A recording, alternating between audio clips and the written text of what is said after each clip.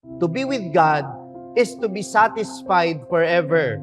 And to be away from God is to long for God for all eternity.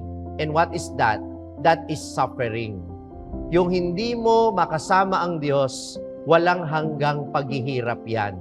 Kaya nga, nasa sa inyo ang pagdedesisyon. Do you want to be with God or do you want to be left behind? It's up to you. Because the Lord will base the judgment according to what is in your hearts. Maaaring pare-pareho tayo ng ginagawa, maaaring sa tingin ng ibang tao, mabuti kang tao, pero ikaw ang nakakaalam sa puso mo. Ikaw ba talaga'y mabuti o nagpapakitang tao ka lang? Ang Diyos ang nakakaalam ng mga bagay na hindi alam ng pangkaraniwang tao tungkol sa iyo.